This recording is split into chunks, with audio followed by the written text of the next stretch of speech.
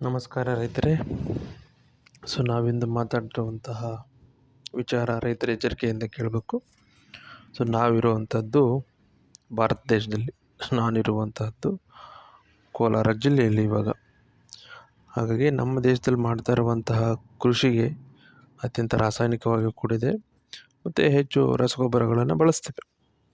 ಈ ರಸಗೊಬ್ಬರಗಳು ನಮ್ಮ ದೇಶದಲ್ಲಿ ತಯಾರಾಗುತ್ತಾ? ಇಲ್ಲ.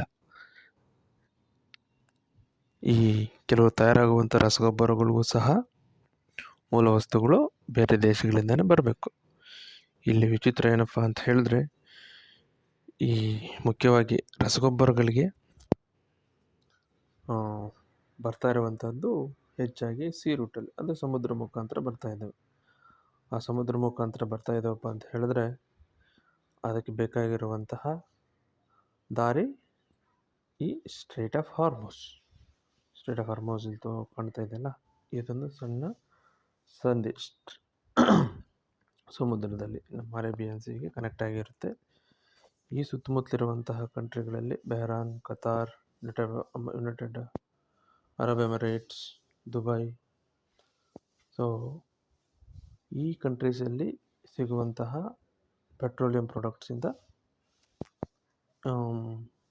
ತಯಾರಾಗುವಂಥದ್ದು ಮತ್ತು ಹೆಚ್ಚಾಗಿ ಮೂಲ ವಸ್ತುಗಳು ಏನೇನು ಬೇಕೋ ರಾಸಾಯನಿಕ ಗೊಬ್ಬರಗಳಿಗೆ ಸಿಗುವಂತಹದ್ದು ಹೆಚ್ಚಾಗಿ ಈ ಕಂಟ್ರಿಗಳಲ್ಲಿ ಸಿಗ್ತದೆ. ಹಾಗೆ ನಮ್ಮ ದೇಶಕ್ಕೆ ಬರ್ತಾ ಇರುವಂತಹ 40% ಫರ್ಟಿಲೈಸರ್ಸು ಈ ಸ್ಟ್ರೈಟ್ ಆಫ್ ಹಾರ್ಮೋಸ್ ಮುಖಾಂತರನೇ ಬರ್ತವೆ.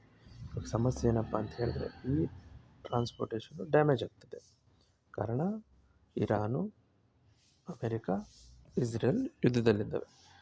ಈ ಸಂಧಿಗಳಲ್ಲಿ ಬರುವಂಥ ಶಿಪ್ಗಳ ಮೇಲೆ ದಾಳಿ ನಡೀತೈತೆ, ಆವಾಗ ನಿಂತೋಗುತ್ತೆ. ಇವಾಗ ಆಲ್ರೆಡಿ ನಾವು ನಮ್ಮ ದೇಶದಲ್ಲಿ ಗ್ಯಾಸ್ ಸಮಸ್ಯೆ ನೋಡ್ತಾ ಇದ್ರಲ್ಲ, ಎಲ್ ಪಿ ಗ್ಯಾಸ್ ಸಮಸ್ಯೆಯಿಂದ ಆ ಸಮಸ್ಯೆ ಆಗಿದೆ. ಹಾಗಾಗಿ ನಾವು ಹೆಚ್ಚಾಗಿ ರಾಸಾಯನಿಕ ಕೃಷಿಯನ್ನು ಅವಲಂಬಿತರಾಗಿರೋದ್ರಿಂದ ಇಂದಲ್ಲ ಮುಂದೊಂದು ದಿನ ಸಮಸ್ಯೆನೇ ಆಗ್ತದೆ. ಅದೊಂದು ವಿಚಾರ. ಈ ರೀತಿ ಸಮಸ್ಯೆಗಳು ನಾವು ಕೋಲಾರ ಚಿಕ್ಕಬಳ್ಳಾಪುರದಲ್ಲಿ ಕೇಳ್ಪಟ್ಟರೆ, ರಾಸಾಯನಿಕಗಳ ಹೆಚ್ಚು ಬಳಕೆಯಿಂದ ಭೂಮಿಗಳಿಗೆ ಹೇಗೆ ಹಾಳಾಗೋಗಿದ್ದಾವೆ ಅನ್ನೋದು ಅವರು ನಿಮಗೆ ಗೊತ್ತಾಗುತ್ತೆ. ಯಾಕೆ ಅವ್ರು ವಲಸೆ ಹೋಗ್ತಿದ್ರು ಕೃಷಿ ಮಾಡೋದಕ್ಕೆ. ಅದೇ ರೀತಿ ಇನ್ನೊಂದು ಮುಖ್ಯವಾಗಿ ಹೇಳ್ಬೇಕಪ್ಪ ಅಂತ ಹೇಳಿದ್ರೆ, ನಮ್ಮ ಈ ಭಾರತ ದೇಶದಲ್ಲಿ ರಾಸಾಯನಿಕ ಕೃಷಿ ಪ್ರಯೋಗ ಜಾಸ್ತಿ ನಡೀತಿರುವಂತಹದ್ದು ಮೊದಲನೇದು ನಮ್ಮ ಪಂಚನದಿಗಳ ದಾರಿ ಪಂಜಾಬಲ್ಲಿ ರಾಸಾಯನಿಕ ಕೃಷಿಗಳಿಂದ ಆಗಿರುವಂತಹ ಈ ಕ್ಯಾನ್ಸರ್ ಟ್ರೈನ್ ಅನ್ನೋದೇ ನಿದರ್ಶನ. ನೀವು ನೋಡ್ಬೋದು.